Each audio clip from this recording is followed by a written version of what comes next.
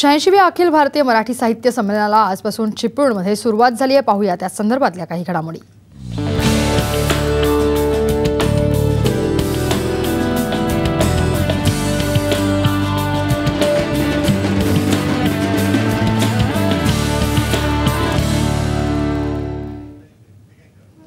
तर 86व्या अखिल भारतीय मराठी साहित्य संमेलनाचे उद्घाटन केंद्रीय कृषी मंत्री शरद पवार यांच्या हस्ते झालं। यावेळी पवारांनी साहित्य संमेलन आणि वाद यांच्यावर मिश्किल टिप्पणी केली।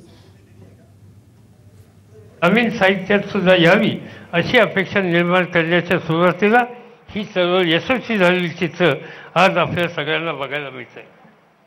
मगाशी जहाक यांनी जागतिकीकरणाच्या संबंधीचा वेगळ्या पद्धतीने एक उल्लेख केला।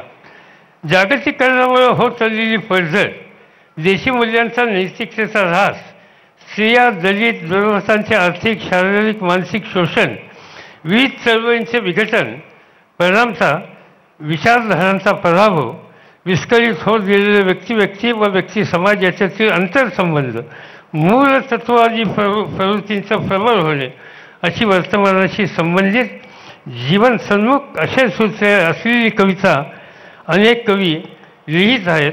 त्याशिवाय कुणबी जाणीवा, लोकसंस्कृतीमधील वर्तन व्यवहार, जागतिकीकरणाचे शेतीवरचे परिणाम, ग्रामीण जीवन व्यवहारातील संक्रमणे, गावगाड्यातील कष्ट व शोषणाचे संदर्भ, विठ्ठलासारखे लोकसंचित एकरूप झालेले दैवत, संबंधित निसर्ग, प्राणीसृष्टी अशा साऱ्या तपशिलामधून कृषी संस्कृतीशी संबंधित असेही गावगाड्याची नातं जुळून असलेल्या अनेक कवितेमधून व्यक्त होताना आज दिसतो। ही सगळीच कविता पूर्णपणाने नवीन काही सांगणारी आहे, पूर्वसुरींच्या प्रभावातून मुक्त आणि त्यामधून पुढे जाणारी आहे असे नव्हे। याही कवितेचे अनेक दोष आणि अर्थात ते दोष आहेत, मात्र तिने सांभाळलेले महानुभाव वारकरी, ज्ञानेश्वर, तुकाबा इत्यादी, बहिणाबाई, महात्मा फुले, साने गुरुजी अशा परंपरेचं भान, भूमिनिष्ठ आशय, रचनामधील देशीयता, सामान्य कष्टकऱ्यांच्या जगण्याबद्दलची संवेदन, अनुभवाशी प्रामाणिक आणि शहाण्यातून झालेली आकलनाची सुलभता अशा गोष्टीमुळे ही कविता सर्वसामान्य माणसाला निश्चितच जवळची वाटायला लागलेली आहे। समाजाच्या वेगवेगळ्या घटकांनी वाचनाशी, साहित्याशी, त्या सगळ्यांना साहित्याशी जोडण्याचं काम ग्रंथ प्रदर्शनाच्या माध्यमातून प्रभावीपणे होऊ शकतं। ग्रंथ दिंडी या ठिकाणी निघाली, अतिशय चांगला प्रतिसाद मिळाला। पण माझ्या वाचनामध्ये आलं की हमीद दलवाईंच्या गावापासून ग्रंथ दिंडी काढण्याच्यासाठी कोणीतरी विरोध केला। मला काही समजत नाही। साहित्याच्या क्षेत्रामध्ये दलवाईंचं योगदान ही कोणी विसरू शकत नाही।